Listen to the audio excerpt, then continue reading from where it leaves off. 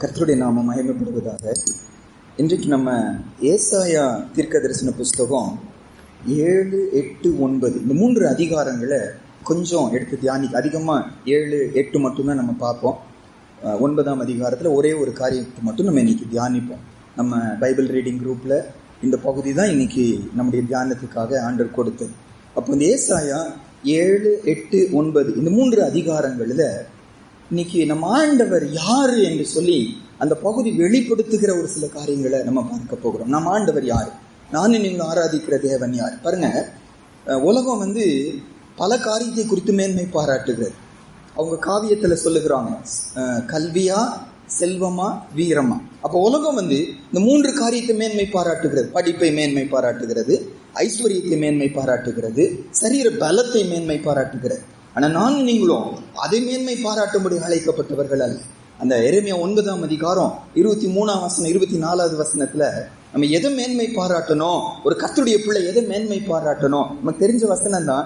ஒரு தடவை அந்த வார்த்தையை வாசிச்சுட்டு அப்புறம் ஏசாயா புஸ்தகத்துக்கு நம்ம வரப்போகிறோம். எரேமியா 9ஆம் அதிகாரம் 23ஆம் வசனமும் 24வது வசனமும் நம்ம சேர்ந்து வாசிச்சிருவோம்.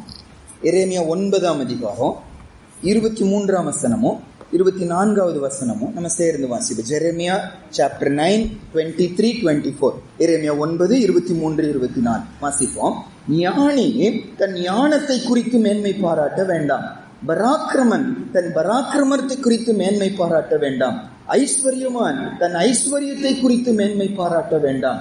மேன்மை பாராட்டுகிறவன் பூமியிலே கிருபையையும் நியாயத்தையும் நீதியும் செய்கிற கர்த்தர் நான் என்று என்னை அறிந்து உணர்ந்திருக்கிறதை குறித்து மேன்மை பாராட்ட கடவன் என்று கர்த்தர் சொல்லுகிறார். இவைகளின் மேல் பிரியமாய் இருக்கிறேன் என்று கர்த்தர் சொல்லுகிறார். அவரை அறிந்து உணர்ந்திருக்கிறதை குறித்தே மேன்மை பாராட்ட கடவன். குறித்தே அப்படின்னா அது ஒண்ணுதான் என்னுடைய போஸ்டிங்கா இருக்கணும்.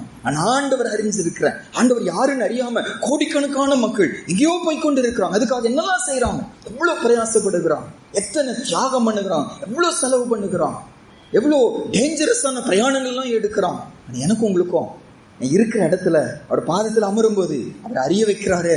வேதத்தை திறந்து அவர் யார் என்பதை நமக்கு காட்டுகிறாரு. ஏசப்பா சொல்றாரு, இந்த வேத வசனம் தான் என்னை குறித்து என்ன சொல்லுகிறதா, சாட்சி கொடுக்கிறது பைபிள் சொல்லி சொல்லுகிறது. யோவான் 5ஆம் அதிகாரம் 39வது வசனம். ஜான் 5:39.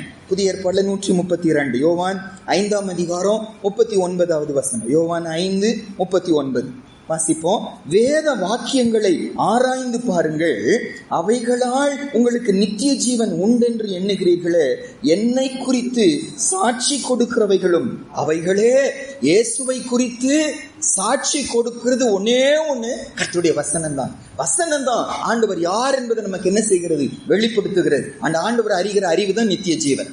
அவரை அறிவதுதான் வசனம் சொல்லுது நித்திய ஜீவன் என்று சொல்லி. பரலோகத்துல என்ன செய்வோம்னு சொல்லி கேட்டா, அவரை இன்னும் அதிகமா என்ன செஞ்சுட்டே இருப்போமா, அறிந்து கொண்டே இருக்கிறோமா. அவர் இருக்கிற வண்ணமா நம்ம அவரை பார்ப்போம், அவர் அறிந்து கொள்வோம். பூமியில நான் சரியா அறியல, ஆண்டவரை சரியா புரிந்து கொள்ளல, அங்க அறிந்து கொண்டே இருப்போம் சொல்லி பைபிள்ல வாசி. பரலோகம் என்பது என் ஆண்டவரை அறிகிற ஒரு இடம். அப்ப இங்க கொஞ்சமா என் ஆண்டவர் யார் என்பதை கர்த்தர் நமக்கு என்ன செய்கிறாரு, வசனம் வாசிக்கும் போது, சபையில உட்காரும் போது, பிரசங்க நேரங்களில நம்ம தியானிக்கிற நேரங்களில் ஆண்டவர் தன்னை யார் என்று வெளிப்படுத்துகிறார். இப்ப ஏசாயா 7ஆம் அதிகாரம் 8ஆம் அதிகாரம் 9ஆம் அதிகாரத்துக்கு இப்ப நம்ம போக போறோம். ஏசாயா 7ஆம் அதிகாரத்துக்கு நம்ம வருவோம்.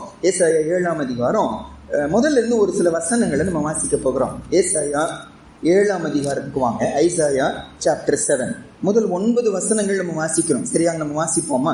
ஏசாயா 7ஆம் அதிகாரம் முதல் 9 வசனங்கள்ல ஆண்டவர் ஒரு காரியத்தை, ஒரு சகோதரனை, ஒரு ராஜா, அவர் யாருன்னா யூதா தேசத்து ராஜா, அவங்க தாத்தா, அதாவது இதுல சொல்லப்பட்ட ஆகாஸ்ங்கிற இந்த ராஜாவுடைய அப்பா யோதாம்.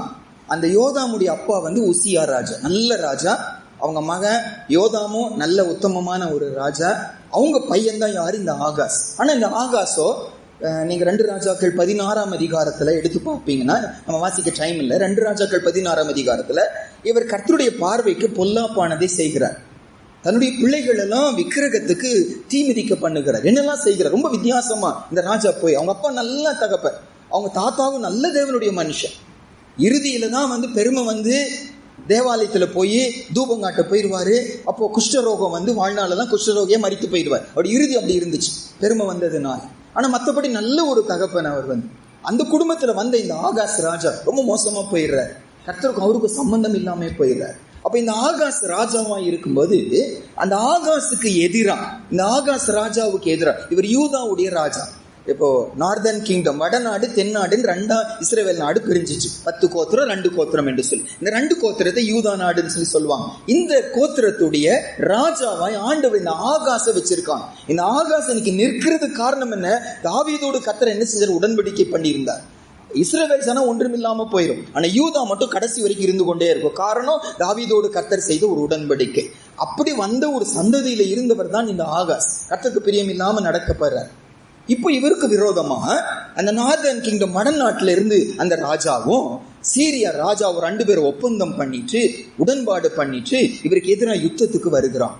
நடுங்கிட்டாரு, பயந்துட்டாரு, வித்தியாசமான சூழ்நிலையில இருக்கிறார். அப்போ சொல்லப்பட்ட ஒரு தீர்க்க தரிசன வசனம் தான் இந்த வசனம். நம்ம வாசிப்போம். ஏசாயா 7ஆம் அதிகாரம் முதல் 9 வசனங்கள் வாசிப்போம். உசியாவினுடைய குமாரனாகிய யோதாமின் குமாரன் ஆகாஸ் என்னும் யூதா தேசத்து ராஜாவின் நாட்களிலே ரெப்சீன் என்னும் சீரியாவின் ராஜாவும் ரெமலியாவின் குமாரனாகிய பெக்கா என்னும் இஸ்ரவேலின் ராஜாவும் எருசலேமிலே யுத்தம் பண்ண வந்தார்கள். அவர்களால் அதை பிடிக்க கூடாமல் போயிற்று.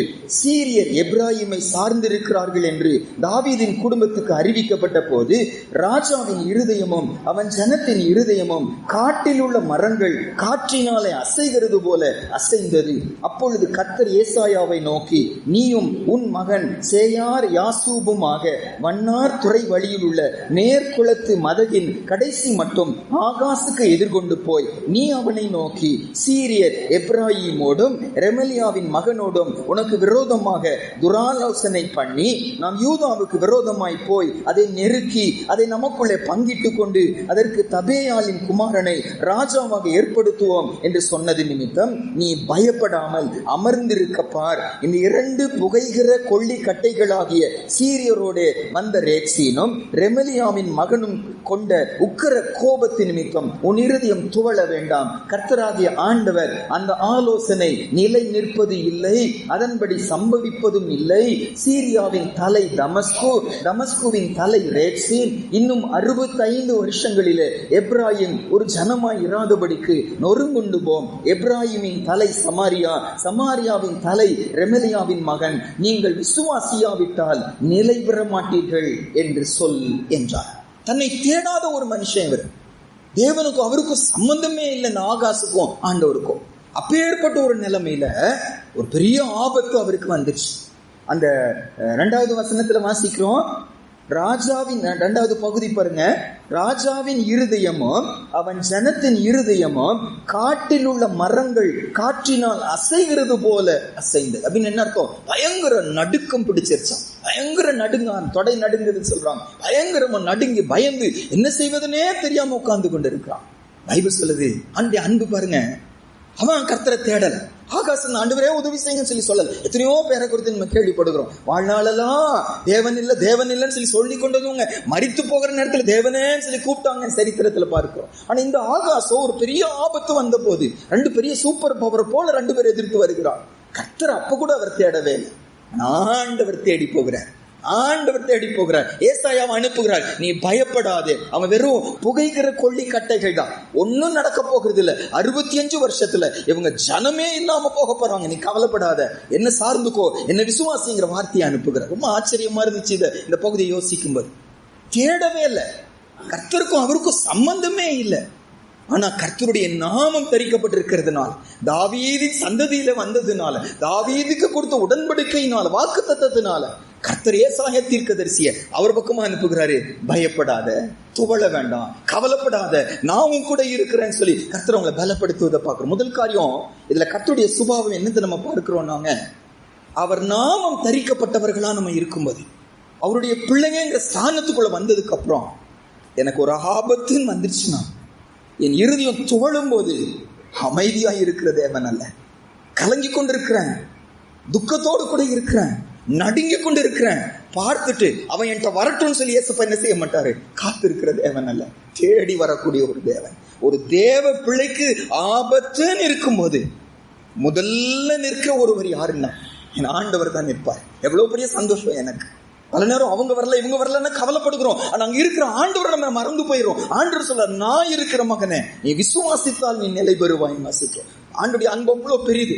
ஆபத்துல, துக்கத்துல, கலக்கத்துல என்ன செய்யணும் தெரியாம நிற்கும்போது தேடி வருகிற தேவன் நம்முடைய தேவன். பாருங்க, அழகான ஒரு எக்ஸாம்பிள் ஆகாருக்கும் ஆண்டவருக்கும் சம்பந்தம் இல்லைங்க. ஆகார் யாரு? அடிமை பெண் அல்லங்க, அடிமை பெண். கர்த்தருடைய தேசத்தை சேர்ந்த யூத பெண்மணி அல்ல. அவர் வேலைக்காரியா அந்த ஊருக்கு இருக்கிறாங்க. அப்போ குழந்தை பிறக்காததுனால, சாராளுடைய மதியினத்தினால, அவிசுவாசத்தினால அந்த சகோதரிய தன்னுடைய கணவனுக்கு சாராளே கொண்டு போய் கொடுக்கிறாங்க. கர்ப்பமாகிற உடனே வசனம் சொல்லுது, இந்த சகோதரிக்கு பெருமை வந்துச்சு. சாராளை கேவலமா நடத்த ஆரம்பிச்சுட்டாங்க. சாராள் ஆபிரகாம் சொல்லுகிறாங்க, நான் உங்களை நம்பிதானே கொடுத்தேன். இப்ப அந்த சகோதரி என்ன அவமானப்படுத்துறான்னு சொன்ன போது, அவ உன் கையில உன் வேலைக்காரி, நீ என்ன வேணா செஞ்சுக்கோன்னு சொன்ன போது பைபிள் சொல்லுது, கடினமாய் நடத்துகிறாள். யாரு? சாராள் ஆகாரை கடினமா நடத்துகிறாங்க. ஓடி போகிறாங்க. நல்ல கவனிங்க, அந்த சகோதரி சிச்சுவேஷனை கவனிங்க. வயிற்றுல குழந்தை இருக்கு. இந்த வீட்டுல நம்பிக்கையா வந்தவங்க துரத்தி விட்டுட்டாங்க. எங்க போறதுன்னு சொல்லி தெரியல. தன் ஜனத்தின் பக்கமா போக முடியாது, ஏன்னா கர்ப்பமா இருக்கிறாங்க. அந்த சூழ்நிலையில கலங்கி கொண்டு நிற்கும் போது ஆண்டவரை தேடினாங்கன்னு பைபிள் அந்த இடத்துல சொல்லவே இல்லை. ஒரே ஒரு லிங்க் என்ன தெரியுமா? அவன் வயிற்றுல வளருது யாருடைய குழந்தை? ஆபிரகாமுடைய ஒரு குழந்தை. கர்த்தர் தேடி வருகிற என்ன சொல்றாரு பாருங்க. நம்ம வாசிப்போம். ஆதியாகமம் 16ஆம் அதிகாரத்துக்கு வருவோம்.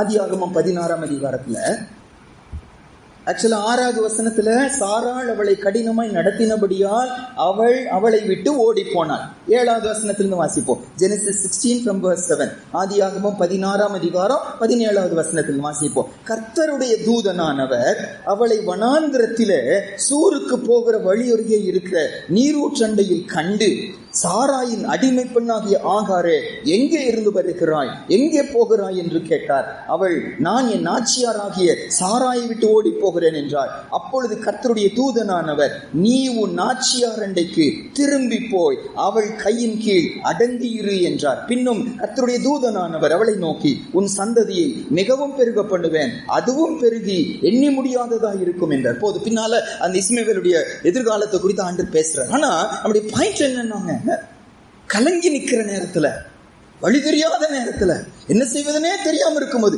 ஆண்டவரை தேடினான் பைபிள் அந்த இடத்துல சொல்லவே இல்லை. ஆண்டவரே ஆபிரகாமின் தேவனை நம்ம கூப்பிடவே இல்லை. அழுதுட்டு இருக்கிறோம், அவ்வளவுதான் என் லைஃப். ஒருவேளை தற்கொலை பண்ணிக்கலாம்னு கூட யோசிச்சிருப்பான். அவமானம் இல்ல, கணவன் இல்ல, ஆனா கர்ப்பமா இருக்கிறா, எப்படி சொந்த மக்களோடு கூட போக முடியும்? வனாந்திரத்துல துரத்தப்பட்ட ஒரு நிலைமையில, லைஃப் எல்லாம் ஒன்னும் இல்லா போன நிலைமையில ஆண்டவர் ஆபிரகாமின் நிமித்தம் ஆகார தேடி போக, ஆபத்துன்னு வரும்போது தன்னுடைய பிள்ளைங்கன்னு இருந்துச்சுன்னா ஆண்டவர் சும்மா இருக்கிற தேவன் அல்ல, ஆண்டவர் அமைதியா இருக்கிற தேவன். இன்னொரு அழகான எக்ஸாம்பிள் யாக்கோபை குறித்து நம்ம வாசிக்கும் ரொம்ப ஆச்சரியம் என்னன்னாங்க, எத்தனையோ வருடமா, ஏறத்தாழ 12 வருடமா, அதுக்கு இன்னும் கொஞ்சம் அதிகமா 7 வருஷமா, 5 வருஷம் ஆயிடுச்சு, 12 + 5 17 வருஷமா தான் மகனை காணாம இருக்கிறார். யார காணாம இருக்காரு? யோசேப்பு காணாம போயிட்டான், காணாமையே இருக்கிறார். சடன்னா செய்தி வருகிறது, யோசேப்பு யாரு? எகிப்து தேசத்தின் ராஜா, உங்களை கூப்பிடுறாருன்னு சொல்லி சொன்ன போது நம்ம ரெஸ்பான்ஸ் என்னமா இருக்கணும்? எல்லாத்தையும் விட்டுட்டு ஓடி என்ன செஞ்சிருப்போம்? நம்ம போயிருப்போம். அப்படித்தானே?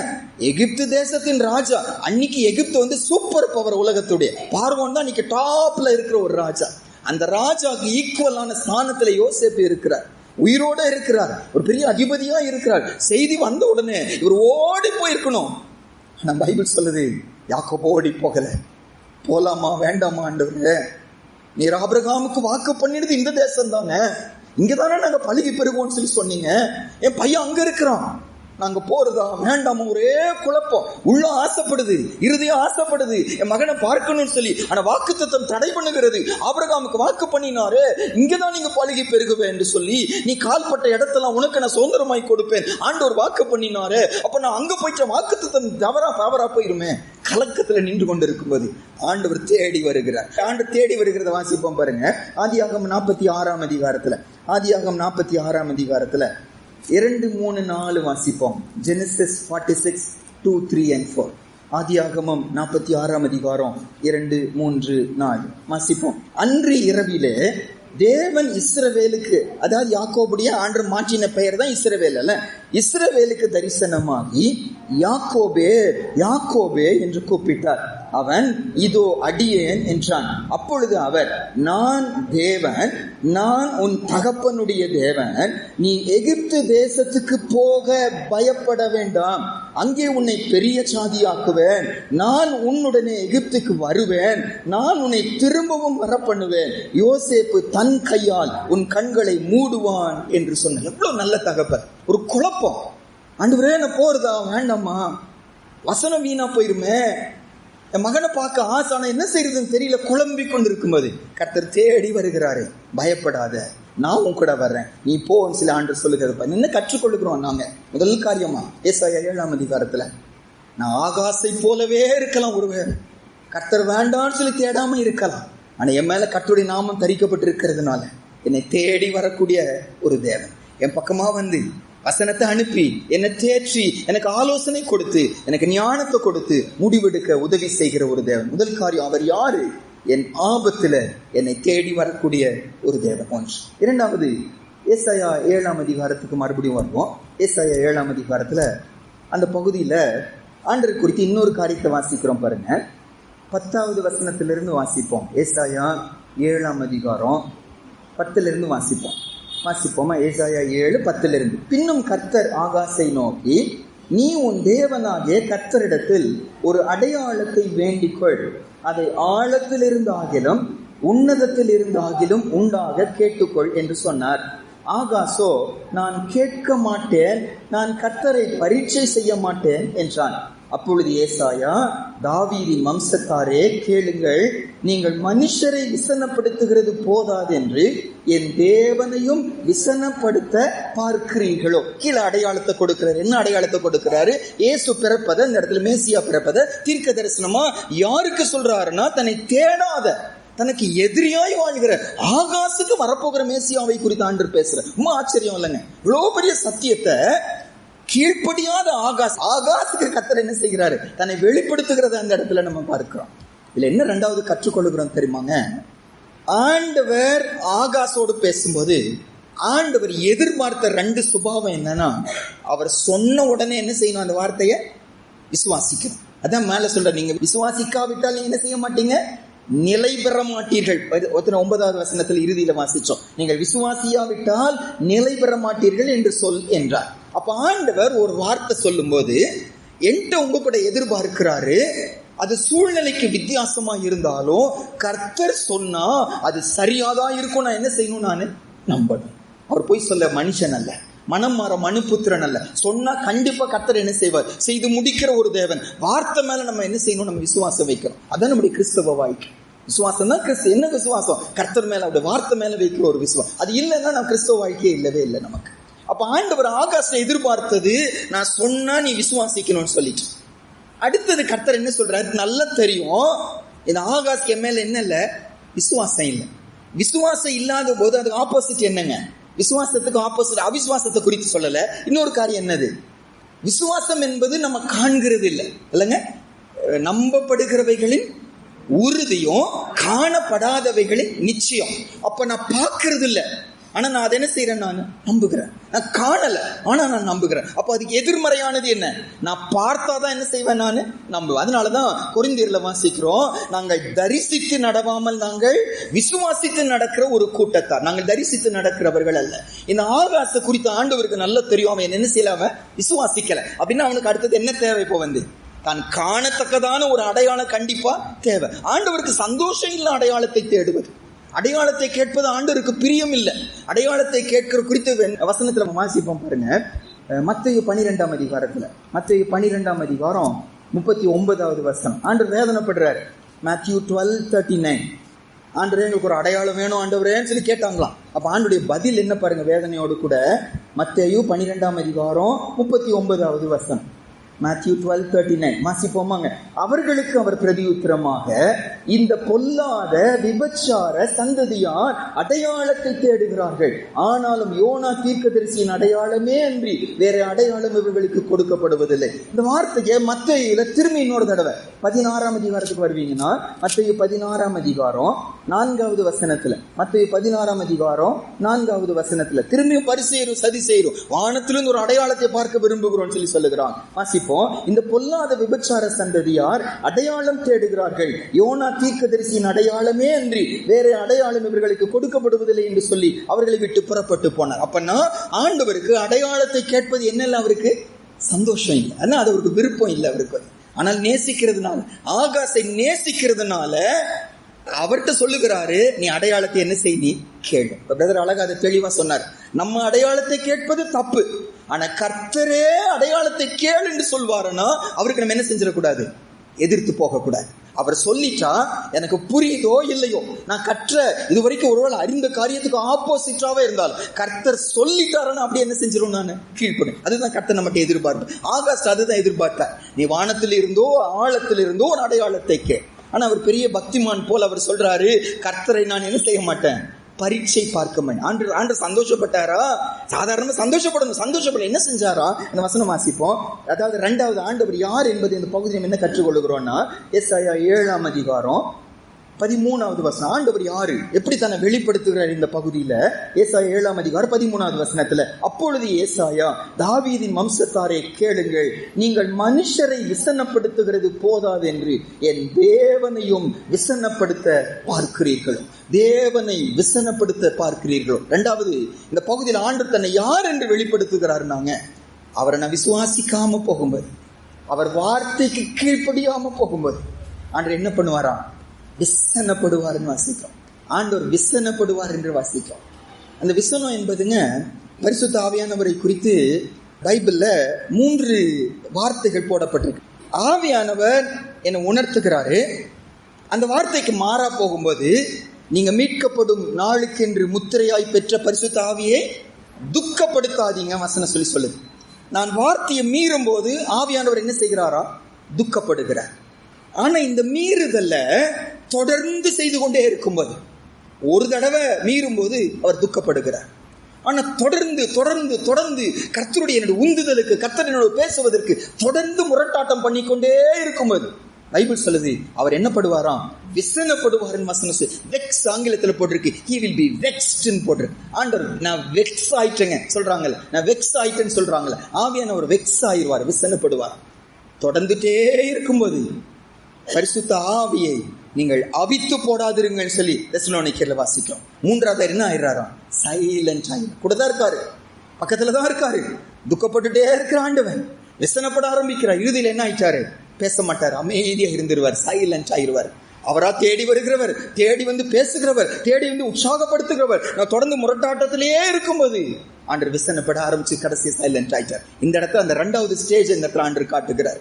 ஆகாஷ் கர்த்தருடைய வார்த்தையை விசுவாசிக்காம போனதுனால, கர்த்தருடைய வார்த்தைக்கு கீழ்ப்படியாம போனதுனால, அந்த கீழ்ப்படியாம போறதுக்கு வசனத்தை கோட் பண்ற, பரீட்சை பார்க்க மாட்டேன்னு சில வசனத்தை கோட் பண்ற.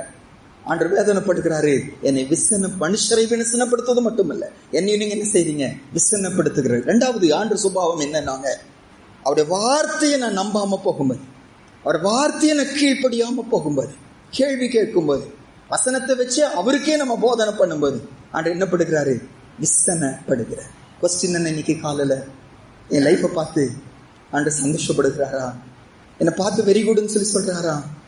ஒரு நாள் அவர் முன்னால போய் நிற்க போறோங்க, கர்த்தர் முன்னால ஒரு நாள் போய் நிற்க போறோம். என்னை பார்த்து வேதனையோடு கூட, துக்கத்தோடு கூட, விசனத்தோடு கூட, உன்னை நான் அறியேன்னு சொல்லிட்டாருன்னா, ஐயோ கிறிஸ்தவ வாழ்க்கை டிராஜடியில என்ன பிரயோஜனம்? அதுக்கு பதிலா வெரி குட், அல்ல நல்லது, குட் நல்லது, உத்தமமும் உண்மையுள்ள ஊழியக்காரனே, உன் எஜமானுடைய சந்தோஷத்தில் பிரவேசி. அந்த சத்தத்தை கேட்போன எவ்வளவு ஒரு பாக்கியமா இருக்கும். என்னை குறித்து ஆண்டு இன்னைக்கு விசனப்படுகிறாரா பிரதர்? அம்மா என்னை குறித்து ஆண்டு சந்தோஷப்படுகிறாரா? வார்த்தையை விசுவாசிக்கிறோமா? வார்த்தைக்கு கீழ்ப்படுகிறோமா? அல்லது பல ஆர்குமெண்ட்ஸ் மனுஷருக்கு வைப்பது போல ஆண்டவர் முன்னால வைத்துக் கொண்டு இருக்கிறோமா? ஆண்டவர் விசனப்படக்கூடிய ஒரு தேவன். நான் இதை வாசிக்கும் போது புதிய ஏற்பாடுலங்க இரண்டு வித்தியாசமான ஒரு சூழ்நிலைகளில ஆண்டவர் விசனப்பட்டதா நம்ம பார்ப்பது ரொம்ப நல்லது. இந்த நேரத்துல ஆண்டவர் விசனப்படுத்துகிற காரியம் என்ன, நம்ம அந்த பகுதியை மட்டும் கொஞ்சம் வாசிச்சிருவோம். மார்க் 3ஆம் அதிகாரம், இந்த ரெண்டு சம்பவங்களும் மார்க் புஸ்தகத்துலதான் ஆண்டவர் அப்படி எழுதி வைக்கிறார். மார்க் 3ஆம் அதிகாரம் 5வது வசனம். மார்க் 3ஆம் அதிகாரம் 5வது வசனம். அவர் விசனப்பட்டதாய் இந்த இடத்துல நம்ம பார்க்கிற முதல் சம்பவம்.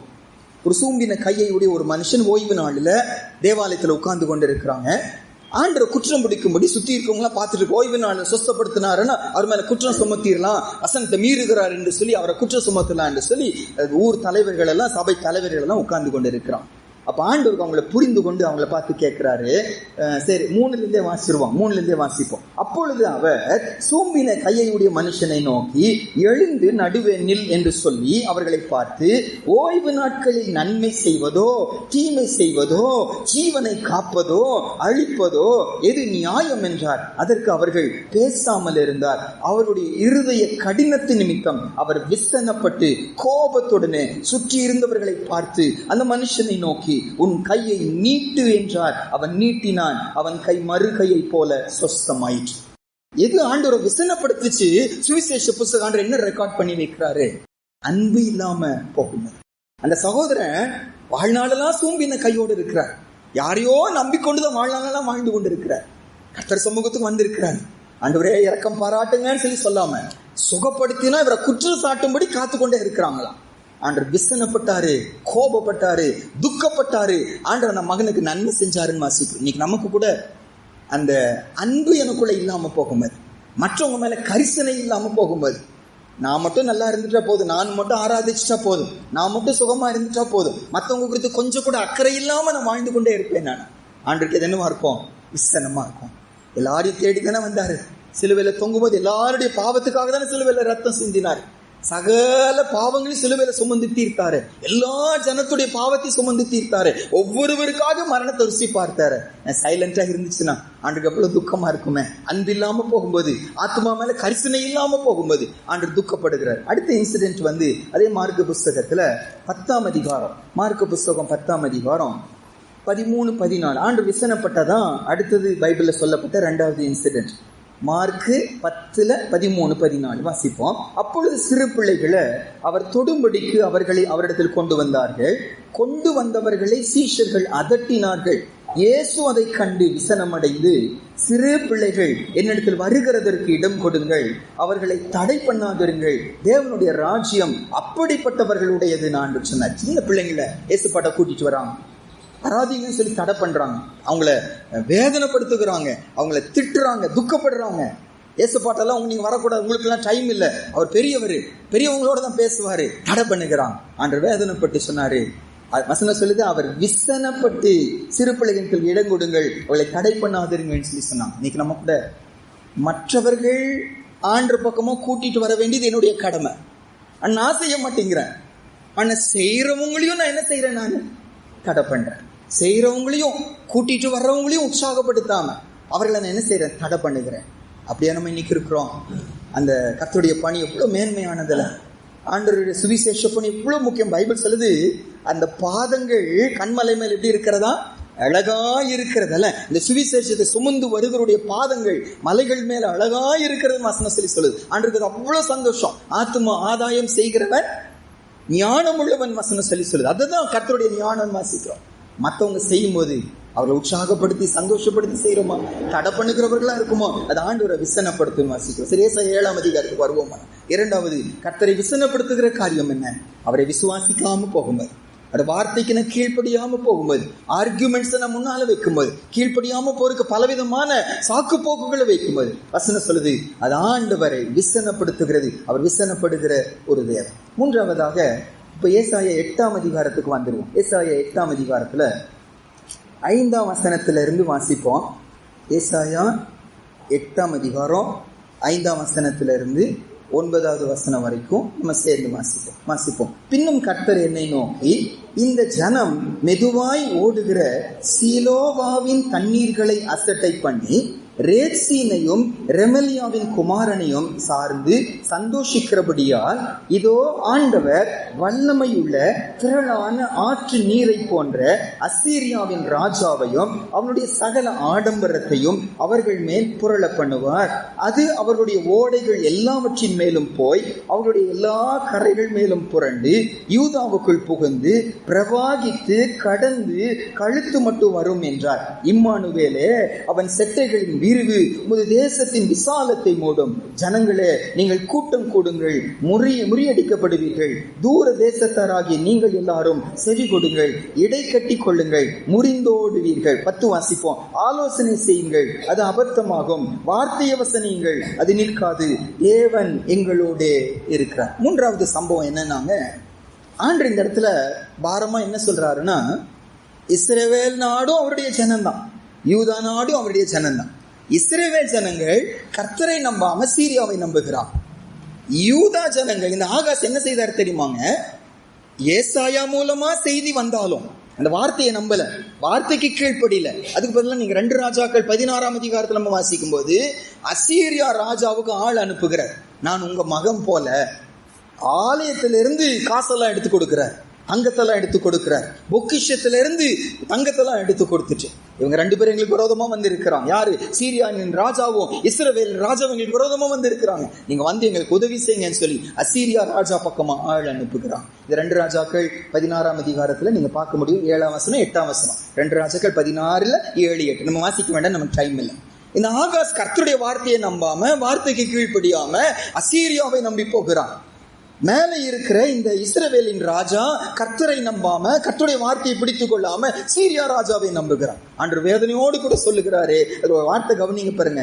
6வது வசனத்துல, இந்த ஜனம் மெதுவாய் ஓடுகிற சீலோவாவின் தண்ணீர்களை அசட்டை பண்ணி ரேத்சீனையும் ரெமலியாவின் குமாரனையும் சார்ந்து சந்தோஷிக்கிறபடியினான். இந்த 3வது சம்பவத்துல என்ன கற்றுக்கொள்றோம் தெரியுமாங்க? அன்று பாரமா சொல்றாரு, தன்னை எதோடு ஒப்பிட்டு சொல்றாருன்னா, மெதுவாய் ஓடுகிற சீலோவாவின் தண்ணீர். ஆண்டவர் யாரு? மெதுவாய் ஓடுகிற சீலோவாவின் தண்ணீர். இந்த சீலோவா, இந்த பேர் வேற எங்க கேட்ட மாதிரி இருக்கா நமக்கு? யோவான் 9ஆம் அதிகாரத்துல பிறவி குருடன் ஒருவர் வருகிறார். ஆண்டவர் சேற்ற பூசி கண்களில் அந்த சேற்ற போட்டுட்டு என்ன சொல்லி சொல்றாரு? எங்க போய் கழுவுங்கிறாரு? சீலோவாம் குளத்துல நீ போய் கழுவுன்னு சொல்றாரு. அந்த சீலோவம்னு என்ன அர்த்தமா? அனுப்பப்பட்டவன், சென்ட் என்று அர்த்தம், அனுப்பப்பட்டவன் என்று சொல்லி அர்த்தமா. பாருங்க, இங்க எழுதுகிற இந்த சீலோவுக்கும் அங்க சொல்லப்பட்ட சீலோவாமுக்கு என்ன டிஃபரன்ஸ்னாங்க, இந்த சீலோ என்பது ஆங்கிலத்தில் ஷீலோனே போட்டிருக்கு. இந்த ஷீலோ என்பது சியோன் மலைன்னு இருக்கு. சியோன் மலையிலிருந்து தண்ணி வந்து அந்த தண்ணி தான் எருசலேமில் இருக்க மக்களுக்கு அவங்க தண்ணீர் தேவையை சந்திக்கிறதா. சீலோவிலிருந்து மேலே இருந்து தண்ணி வருகிறது. தீகோன் பக்கத்துல தான் சீயோன், இந்த சீலோங்கிற ஒரு புரூக், ஒரு சின்ன ஆறு போல ஒன்று இருக்கிறது. அது அங்கிருந்து வருகிறது, எருசலேம போஷிச்சு சீலோவாம் குளத்துல போய் என்ன செஞ்சிருமா? அது சேர்ந்துருமா. மேல இருந்து வருகிறது, ஜனங்களை தண்ணி தாகத்தை தீர்க்கிறது, சீலோவாம் குளத்துல போய் அது சேருகிறது. ஆண்டவர் சொல்றாரு, அந்த மெதுவாய் ஓடி உங்கள் தாகத்தை தீர்க்கிற அந்த சீலோ போல இருக்கிற என்ன என் ஜனங்க என்ன செஞ்சிட்டாங்க? விட்டுட்டாங்க. அசீரியனை நம்புகிறாங்க, சீரியனை நம்புகிறாங்க. ஆகையால் அவர்கள் யாரை நம்பினார்களோ அவர்களை வச்சே அவர்களை நான் என்ன செய்வேன்? அழித்து தயம் பக்கமா என்ன செய்வேன்? நான் திருப்பி கொள்வேன். அதனுடைய அன்பு என்ன தெரியுமாங்க? இல்ல என்ன கற்றுக்கொள்ளுகிறோம் தெரியுமா? நிறைய தடவை ஆண்டவரை நம்பாம போறதுக்கு காரணம் என்ன? ஆண்டவரை விட வேற யாரோ, வேற ஏதோ எனக்கு அட்ராக்டிவா இருக்கிறது. ஆண்டவர் பக்கமா போக விடாம அது என்ன தடை பண்ணுகிறது. கர்த்தரை தேடி வருவோம், கர்த்தருக்கு முதலிடம் கொடுப்போம், ஆனா அது என்ன தடை பண்ணுகிறது. ஆண்டவர் சொல்றாரு, அவருடைய வைராக்கியத்தினால என்னை அவர் பக்கமா இழுத்து கொள்ளணும்னு சொல்லி நான் எதை நம்புகிறேனோ, நான் யாரை நம்புகிறேனோ அதன் மேல கர்த்தர் தன் கைகளை வைக்கிறாரு. வேற வழியே எல்லாம் அவர் பக்கமா என்ன செய்கிறேன்? ஓடி வருகிறேன். கொடூரமான தேவன் அல்ல, என் ஆத்தும நேசரவர், என் ஆத்தும நேசர், என் ஆத்துமாவை நேசிக்கிறாரு. நான் கீழ்ப்படிய மாட்டேங்கிறேன். மெதுவாய் ஓடுகிற சீலோவாக அவரை நான் நம்ப மாட்டேங்கிறேன். வேற யாரையோ நம்ப போகிறேன். அதை ஆண்டவர் தொடுகிறாரு. அது ஒன்றுமில்லைன்னு சொல்லி புரிய பண்ணுகிறாரு. கர்த்தர் பக்கமா நம்ம இழுத்துக் கொள்ளுங்க. எத்தனை ஒரு நம்ம லைஃப்ல எவ்வளோ அனுபவிச்சிருப்போம். ஆண்டவர் விட்டு பிரிக்கிறதுக்கு வேலை எனக்கு ரொம்ப காரணமா இருந்திருக்கும். ஆண்டவர் விட்டு பிரிக்கிறதுக்கு என் பிள்ளைங்க ரொம்ப காரணமா இருந்திருப்பான். ஆண்டவர் விட்டு பிரிக்கிறதுக்கு வேற ஏதோ எனக்கு காரணமா இருந்திருக்கும். ஆனா ஆண்டவர் மேல வைத்த வைராக்கியத்தினால அது ஒண்ணு இல்லைன்னு கர்த்தர் என்ன செய்வாரு? புரிய வைப்பார். பிள்ளைகளை ரொம்ப நேசிச்சு பிள்ளைகளையும் கர்த்தர் அசட்டை பண்ணினோம். நாளொன்று வந்துச்சு, அந்த பிள்ளைங்க நமக்கு எதிராக வரும்போது, ஆண்டவரே இந்த பிள்ளைக்காக தானே உங்களை நான் அசட்டை பண்ணினேன், என்ன மன்னிங்க ஆண்டவரே. ஆண்டவர் பக்கமா நம்ம ஓடி வருவோம். பணத்தை நம்புகிறோம், வேலையை நம்புகிறோம். பணத்தை தொடுகிறாரு, வேலையை தொடுகிறாரு, கர்த்தர் பக்கமா திருப்பி கொள்ளுகிறார். மூன்றாவது ஆண்டவர் யாருன்னாங்க, வைராக்கியத்தோடு கூட என்னை தன் பக்கமா நம்மை திருப்பி கொள்ளக்கூடிய ஒரு தேவன். அவ்வளோ ஈஸியா ஏசப்பா என்னை உங்களை என்ன செய்கிறதே இல்லை, கைவிடுகிறதே, அவ்வளோ ஈஸியா நம்ம விடுகிறதே. இதை சொல்லும் போது ஒரு சிலருக்கு நல்ல தெரிஞ்ச ஒரு சம்பவம், இந்த சம்பவம் மறுபடியும் சொல்லணும்னு ஆசைப்படுகிறேன். ஒரு கர்த்தரை அறிந்த ஒரு சகோதரி, கர்த்தரை அறியாத ஒரு சகோதரனோடு நட்பு கொள்ளுகிறாங்க. அது எந்த அளவு ஆயிருதுன்னா, அந்த சகோதரனுடைய தகப்பனார் மந்திரம் செய்கிறவர். இந்த சகோதரி, இந்த பிரதர் கர்த்தரை அறிஞ்ச ஒரு பையன், அந்த குடும்பத்தில் வளர்க்கப்பட்டவர். ஆனா அவங்களதான் திருமணம் பண்ணணும்னு சொல்லி அவங்களுக்கு ஆசை. அந்த சகோதரி தான் அப்பாட்ட போய் சொல்லுகிறாங்க, நான் ஒரு பையன் நான் நேசிக்கிறேன், எனக்கு திருமணம் பண்ணி கொடுங்கன்னு சொல்லி. அவங்க அப்பா சொன்னாரா, அவன் யாரு என்னன்னு சொல்லி கேட்டாங்க. அந்த சகோதரி சொன்னாங்களா, அவன் கிறிஸ்தவன் சொல்லி சொன்ன உடனே அவங்க அப்பா சொல்லிட்டாரான், கிறிஸ்தவனுக்கும் நமக்கும் என்ன ஆகாது, ஒத்து வராது, இதை அப்படியே ஸ்டாப் பண்ணி நோ சொல்லிட்டு வந்துருன்னு சொல்லிட்டாங்க. அந்த வேதனையோட அந்த சகோதரி இந்த பிரதரோட சொல்லுகிறாங்க, கொஞ்சம் கூட சலனப்படலாம், அவ்வளவுதானே, நான் ஏன் சாமியை விட்டுறேன், நான் உங்க சாமியை பின்பற்றுகிறேன்னு சொல்லிட்டான். அந்த பையன் கொஞ்சம் கூட யோசிக்கல. தன்னை நடத்தி கண்மலையை தன்னுடைய ஆண்டவரை மெதுவாய் ஓடி வருகிற சீலவோ இப்ப நான் ஆண்டவரை அசட்டை பண்ணுகிறான். தூக்கி எரிஞ்சிச்சு, உன் தெய்வத்தை என் தெய்வமாய் தெரிந்து கொள்ளுகிறேன். ஒரே சந்தோஷம் அந்த பொண்ணுக்கு. முடிஞ்சிச்சுன்னு நினைச்சாங்க. அப்பாட்ட ஓடி போய் சொல்லுகிறாங்க, அப்பா அந்த பையன் இயேசுவை விட்டுறேன்னு சொல்லிட்டாங்க, நம்ம தெய்வத்தை நம்புறேன்னு சொல்லிட்டாங்க, ஒரே குச்சி நீங்க பண்ணி வச்சிருங்க. அப்பா கொஞ்சம் யோசிச்சு சொன்னாராம், அந்த இயேசுவை குறித்து எனக்கு தெரியும், அவன் நம்புகிற இயேசு யாருன்னு எனக்கு தெரியும். அவன் விட்டாலும் அந்த இயேசு அவனை மட்டும் என்ன செய்ய மாட்டாரு, விட மாட்டார். அவன் விட்டாலும் இயேசு அவனை விட மாட்டாரு. ஏதோ ஒரு விதத்துல தாம் பக்கமான இழுத்துக் கொள்வாரு. ஜீவன் இருக்கிற வரைக்கும் ஆத்துமா மேல நேசித்துக் கொண்டே இருப்பாரு. இங்க இருக்கிற ஒரு சிலர் சொல்ல முடியல, வேண்டான்னு சொல்லி சொன்னீங்க, ஆண்டவர் தேட மாட்டேன்னு சொன்னீங்க, ஆண்டவர் விடவில்லையே, அன்பினால இழுத்துக் கொண்டாரு. ஒரு சிலரை வித்தியாசமா நடத்துகிறாரு, மரணத்தை கொடுக்கிறார், நம்ம குடும்பங்களில பலவீனத்தை கொடுக்கிறார், நஷ்டத்தை கொடுக்கிறார்.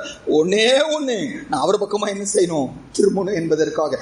என்ன செய்தா நான் அவர் பக்கமா திரும்புவேன், என்ன செய்தா நான் அவரை நம்புவேன். ஆண்டவருக்கு நல்லா தெரியும், தாம் பக்கமா இயேசுப்பா நம்மளை திருப்பி கொள்ளக்கூடிய ஒரு தேவன். கர்த்தர் நம்ம ஆத்தும நேசரா இருக்கிறதுனால நம்ம ஆத்துமாவை அவர் பக்கமா திருப்பி கொள்வதற்காக எந்த எக்ஸ்டென்ட் கூட இயேசுப்பா என்ன செய்வாரு, போவார். நம்ம இன்னைக்கு யோசிச்சு பார்ப்போம்னா, அந்த ராஜாக்கள் மெதுவாய் ஓடுகிற சீலோவாகிய ஆண்டவரை விட்டுட்டு எதையோ தேடி போனாங்க. அந்த வேதனையோடு ஆண்டவர் சொல்கிற ஒரு சில வசனம் நம்ம வாசிச்சிருவாங்க. ஏசாயா புஸ்தகத்துல 2 இடத்துல, ஏசாயா 30ஆம் அதிகாரத்துல பாருங்க, ஆண்டவர் கண்ணீரோடு சொல்லுகிறார். ஏசாயா 30ஆம் அதிகாரத்துல முதல் 3 வசனங்கள். அன்றைக்கு தேவ ஜனங்கள் கர்த்தரை விட்டுட்டு எகிப்துக்கு உதவிக்கு போறாங்க. அப்ப அங்க வசனம் என்ன சொல்லுது பாருங்க, ஏசாயா 30ஆம் அதிகாரம் முதல் 3 வசனங்கள். 834 ஐசாயா 31:2-3 வாசிப்போம். பாவத்தோட பாவத்தை கூட்டும்படி என்னை அல்லாமல் ஆலோசனை பண்ணி என் ஆவியை அல்லாமல் தங்களை மூடிக்கொள்ள பார்க்கிறவர்களும் என் வாக்கை கேளாமல் பார்வோனின் பலத்தினாலே பலக்கவும் எகிப்தின் நிழலிலே ஒதுங்கவும் வேண்டும் என்று எகிப்துக்கு போகிறவர்களுமாகிய முரட்டாட்டம் உள்ள புத்திரருக்கு ஐயோ என்று கர்த்தர் சொல்லுகிறார். பார்வோனுடைய பலன் உங்களுக்கு வெட்கமாகவும் எகிப்தினுடைய நிழல் ஒதுக்கு உங்களுக்கு லட்சையாகவும் இருக்கும். ஆண்டவர் சொல்றாரு, அது பாவத்தோடு பாவத்தை கூட்டிக் கொள்ளுகிற, அது உங்க ஆசீர்வாதமா இருக்காது, அது லட்சியாதான் இருக்கும். ஏன் அங்க போறீங்க, வேதனைப்படுகிறத பார்க்க. அடுத்த அதிகாரம் ஏசாயா 31ஆம் அதிகாரம், அதே மாதிரி வசனங்கள் பாரு, முதல் 3 வசனங்கள். ஏசாயா 31 முதல் 3 வசனங்கள். சகாயம் அடையும்படி இஸ்ரவேலுடைய பரிசுத்தரை நோக்காமலும் கர்த்தரை தேடாமலும் எகிப்துக்கு போய் குதிரைகள் மேல் நம்பிக்கை வைத்து ரதங்கள் அநேகமாய் இருப்பதினால் அவைகளை நாடி குதிரை வீரர் மகா பலசாலிகளாய் இருப்பதினால் அவர்களை நம்பிக்கொண்டிருக்கிறவர்களுக்கு ஐயோ, அவரும் ஞானம் உள்ளவர், அவர் தம்முடைய வார்த்தைகளை மறுக்காமல் தீங்கு வர பண்ணி தீமை செய்கிறவரின் வீட்டுக்கும் அக்கிரமக்காரருக்கு சகாயம் செய்கிறவர்களுக்கும் விரோதமாக எழும்புவார். எகிப்தியர் தெய்வம் அல்ல, மனுஷர் தானே, அவருடைய குதிரைகள் ஆவி அல்ல மாம்சம் தானே. கர்த்தர் தமது கரத்தை நீட்டுவார், அப்பொழுது சகாயம் செய்கிறவனும் இடறி சகாயம் பெறுகிறவனும் விழுந்து அனைவரும் ஏகமாய் அழிந்து போவார்கள். எரேமியாவில் இன்னொரு அழகான வசனம், எரேமியாவின் புஸ்தகத்துல 2ஆம் அதிகாரம் 11, 12, 13 வாசிப்போம். இதே மாதிரி அர்த்தமுள்ள ஆண்டு வேதனையோடு சொல்ற, என்ன விட்டுட்டாங்களே என் ஜனங்கன்னு சொல்லிட்டு. எரேமியா 2ஆம் அதிகாரம் 11, 12, 13. Jeremiah chapter 2, 11, 12 and 13. 875 பழைய ஏற்பாடுலங்க. ஏசாயா 2ஆம் அதிகாரம் 11, 12, 13 வாசிப்போம். எந்த ஜாதியாவது தேவர்கள் அல்லாத தங்கள் தேவர்களை மாற்றினது உண்டோ என்றும் பாருங்கள். என் ஜனங்களோ வீணானவைகளுக்காக தங்கள் மகிமையை மாற்றினார்கள். வானங்களே, இது நிமித்தம் பிரமித்து கொந்தளித்து மிகவும் திடுக்கிடுங்கள் என்று கர்த்தர் சொல்லுகிறார். என் ஜனங்கள் 2 தீமைகளை செய்தார்கள்.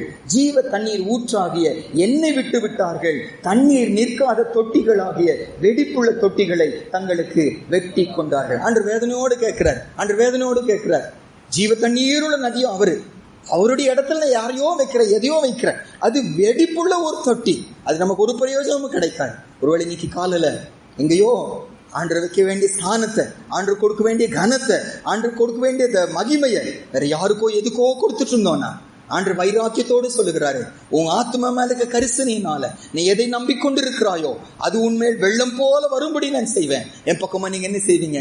திரும்புவீங்க. நம்ம அவர் பக்கமா திருப்பி கொள்ளக்கூடிய ஒரு வேலை. 4ஆவதாக ஏசாயா 7ஆம் அதிகாரத்துக்கு மறுபடியும் 8ஆம் அதிகாரம். ஏசாயா 8ஆம் அதிகாரத்துல 10வது வசனத்துல ஆண்டுடைய இன்னொரு சுபாவத்தை நம்ம பார்க்கிறோம்.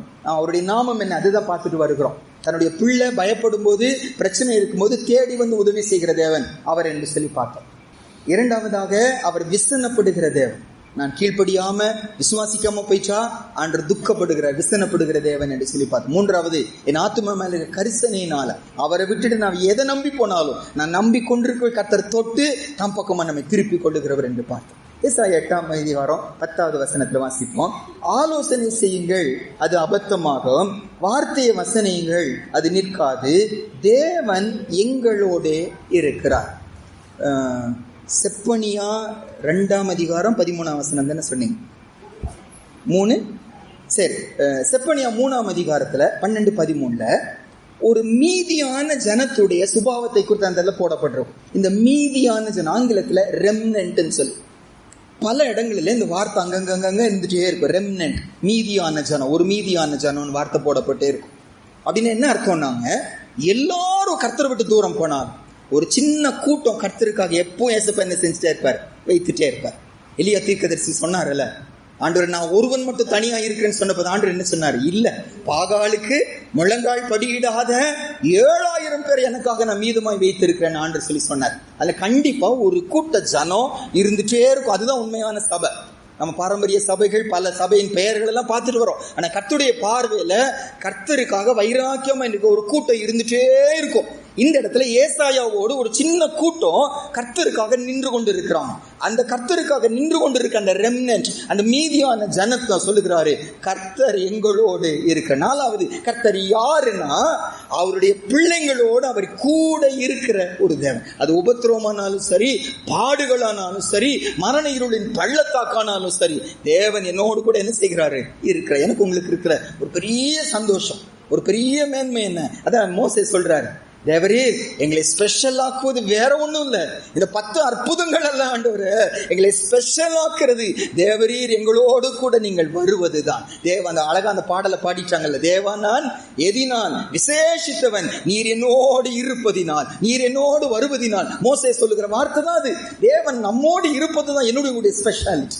நான் தெய்வத்தை தேடி போல, தேவன் என்ன தேடி வந்தாரு, தேடி வந்து விட்டுட்டு போயிட்டாரா? இல்ல, கைய பிடிச்சவரு இறுதி படுத்து நம்ம என்ன செய்வார்? ஆண்டு நம்ம நடத்துவார். நம்மோடு கூட இருக்கிற தேவன் நம்மோடு இருக்கிறார் என்பதுக்கு அவர் பெயர் என்ன பெயர்? அவருடைய பெயர் இம்மானுவேல் அல்ல. இம்மானுவேல் என்பதற்கு மத்தேயு 1:23 அப்ப வாசிச்சோம். இம்மானுவேல் என்பதற்கு தேவன் நம்மோடு இருக்கிறார் என்று அர்த்தமா. 4ஆவதாகங்க, பாடுகள் வழியில போய் சேர்க்கிறீங்களோ, தனிமையின் சூழ்நிலை போய் சேர்க்கிறீங்களோ, புரிந்து கொள்ள முடியாத பிரச்சனைக்குள்ள போறீங்களோ, ஒன்னே ஒண்ணு, என் கூட யார் இருக்கிறாரு?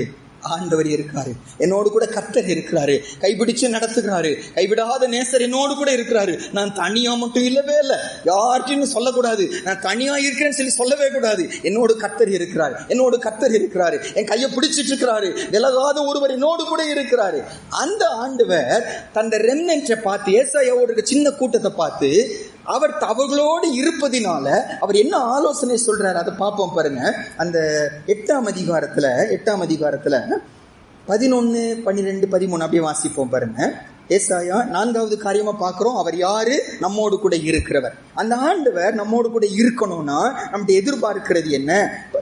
ஏசாயா 8:11-14 வரைக்கும் வாசிப்போம்.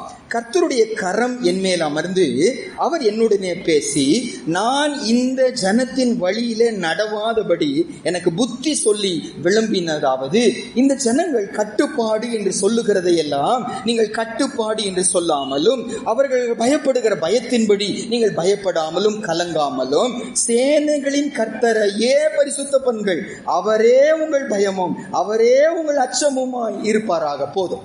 இந்த இடத்துல கர்த்தர் அவர்களோடு இருப்பார்னா, கர்த்தர் அவர்களோடு இருக்கும்படிக்கு ஆண்டவர் கொடுக்கிற ஆலோசனை என்ன? 11வது வசனத்துல, இந்த ஜனத்தின் வழியில நீங்க என்ன செய்யாதீங்க? நடக்காதீங்க. அவர்கள் நடக்கிறபடி நீங்க என்ன செய்யாதீங்க? நடக்காதீங்க. எனக்கு உங்களுக்கு ஆண்டவர் கொடுக்கிற பெயர் என்ன தெரியுமா? நம்ம பிரித்தெடுக்கப்பட்ட ஒரு கூட்டம், தனித்து வாசம் பண்ணுகிற ஒரு கூட்டம், அவர்களோடு சேர்ந்து வாழுகிற கூட்டம் அல்ல. அவர்கள் செய்யறாங்க என்பதற்காக நம்ம செய்ய மாட்டோம், வசனம் சொன்னாதான் என்ன செய்வோம், நம்ம செய்கிற ஒரு கூட்டம், நம்ம பிரித்தெடுக்கப்பட்ட ஒரு கூட்டம். கொலோசேயர்ல ஒரு வசனம் வாசிங்க. கொலோசேயர் 2ஆம் அதிகாரத்துல 20வது வசனத்திலிருந்து வாசிப்போம் பாருங்க. நம்ம ரட்சிக்கப்பட்டது உண்மையானா, கர்த்தரோடு எழுப்பப்பட்டது உண்மையானா, இந்த காரியம் நமக்குள்ள இருக்கணும். அந்த கொலோசு சபையை பார்த்து அவர் சொல்லுகிறார். கொலோசேயர் 2ஆம் அதிகாரம் 20, 21, 22 வாசிப்போம். கொலோசியன்ஸ் சாப்டர் 2 20, 21, 22 276 புதிய ஏற்பாடுல 276. கொலோசேயர் 2ஆம் அதிகாரம் 20, 21, 22 வாசிப்போம். நீங்கள் கிறிஸ்துவுடனே கூட உலகத்தின் வழிபாடுகளுக்கு மரித்தது உண்டானால், இன்னும் உலக வழக்கத்தின்படி பிழைக்கிறவர்களைப் போல மனுஷருடைய கற்பனைகளின்படியும் போதனைகளின்படியும் நடந்து, தொடாதே, ருசி பாராதே, தீண்டாதே என்கிற கட்டளைகளுக்கு உட்படுகிறது என்ன? இவையெல்லாம் அனுபவிக்கிறதுனால் அழிந்து போகுமே. ஏசப்பாவோடு எழுப்பப்பட்டது உண்மையானா, நாங்க உலக வழக்கங்களுக்கு, அவருடைய வழிபாடுகளுக்கு, அவங்க முறைகளுக்கு நம்ம செத்தவங்களா, நம்ம பிரித்தெடுக்கப்பட்டவர்களா? உண்மைதானா இது? தேவன் நம்மோடு இருப்பது உண்மையானா என் லைஃப் டிஃப்ரெண்டா இருக்கும், உங்க வாழ்க்கை வித்தியாசமா இருக்குங்க. நம்ம பார்த்து சாட்சி சொல்றாங்களா? நீங்க டிஃப்ரெண்டா இருக்கிறீங்க, நீங்க வித்தியாசமா இருக்கிறீங்க, வேற மாதிரி இருக்கிறீங்க, நம்ம லைஃப் உண்மைதானா அப்படி நம்ம பார்த்து சாட்சி சொல்றாங்களா? அல்லது நமக்கும் அவங்களுக்கும் வித்தியாசம் இல்லைன்னு சொல்லி சொல்லுகிறாங்களா? ஆராய்ந்து பாருங்க. பிரித்தெடுக்கப்பட்ட மக்களா நம்ம இருக்கிறோமா? ஒன்று. அடுத்த ஆலோசனை என்ன கொடுக்கிறாரு? ஏசாயா 8ஆம் அதிகாரத்துக்கு மறுபடியும் வாங்க. 11வது வசனத்துல, இந்த ஜனத்தின் வழியில நீ நடக்காத அப்படின்னு சொல்லி ஆண்டவர் சொல்லுகிறார். அடுத்தது என்ன சொல்றாரு? 12வது வசனத்துல, இந்த ஜனங்கள் கட்டுப்பாடு என்று சொல்லுகிறதை எல்லாம் நீங்க கட்டுப்பாடு என்று சொல்லாங்க. அது என்ன கட்டுப்பாடுன்னு என்ன அர்த்தம்? ஆங்கிலத்துல போட்டிருக்கு அலையன்ஸ் போட்டிருக்கு. இப்போ கட்சிகள் பாருங்க, இந்த கட்சி இவங்களோட அலையன்ஸ் போடுறாங்கன்னு சொல்லி சொல்றாங்க. இந்த அலையன்ஸ்ங்கிறாங்க, அவங்களோட என்ன செய்யறாங்க? ஐக்கியப்படுகிறாங்க. ஆண்டவர் சொல்றாரு, இவர்கள் அசீரியனை நம்புகிறாங்க, இவர்கள் சீரியனை நம்புகிறாங்க, அவங்களோட அலையன்ஸ் போடுறாங்க. அந்த அலையன்ஸ் உங்களுக்கு என்ன செய்யக்கூடாது? இருக்கக்கூடாது. உலக மக்களோடு உங்களுக்கு ஐக்கியம் இருக்கக்கூடாது. நீங்க பிரித்தெடுக்கப்பட்ட மக்கள். 2 கொரிந்தியர் 6ஆம் அதிகாரத்துல 14ஆம் வசனத்திலிருந்து வாசிக்கிறோம். ஒரு விசுவாசிக்கும் அவிசுவாசிக்கும் சம்பந்தம் ஏது? அந்நிய நுகத்துல அவிசுவாசியுடன் பிணைக்கப்படாதிருப்பீர்களாக, அவர்களை விட்டு பிரிந்து போய் அசுத்தமானதை தொடாதிருங்கள், அப்பொழுது நான் உங்கள் தேவனாய் இருப்பேன், நீங்கள் என் குமாரரும் குமாரத்திகளுமாய் இருப்பீர்கள் என்று சர்வ வல்லமையுள்ள கர்த்தர் சொல்லுகிறார். 2 கொரிந்தியர் 6:14 கீழே வரைக்கும் நம்ம வாசிக்கிறோம். ஆணுடைய பிள்ளைங்க, கட்டுப்பாடு என்பது உலக மக்களோட நம்ம என்ன செய்யக்கூடாது? இருக்கக்கூடாது. அவங்களோட நம்ம ஐக்கியப்படக்கூடாது. திருமண உறவுகளில நம்ம நினைப்போம், நான் சரிப்படுத்திடுவேன். நிறைய பேர் இன்னைக்கு செய்யற தவறு அதுதான். நான் சரிப்படுத்திடுவேங்க, ஒரு ஆத்மாவை ஆதாயப்படுத்திடுவேன். போன வாரத்தில் கூட யாரோ சொல்லி கொண்டிருந்தாங்க, ஒரு ஆத்மா ஆதாயப்படுதுங்க, இதை போய் நீங்க வேண்டாம்னு சொல்லி சொல்லுகிறீங்க. பைபிள் அப்படி சொல்லவே இல்லை. உனக்கு எப்படி தெரியும் அவள் உன்னை ரட்சிப்பாளோ, நீ அவனை ரட்சிப்பாய்? உனக்கு எப்படி தெரியும்? வசனம் சொல்லுது, அந்நிய நுகத்திலே அவிசுவாசியுடன் பிணைக்கப்படாத. அதுக்கு மேல நான் யோசிக்க கூடாது. கர்த்தர் சொல்லிட்டு அந்த வார்த்தை கரெக்டா தான் இருக்கும். மீறி போனவங்க அனுபவிக்கிற அனுபவங்கள் எவ்வளவு வேதனை.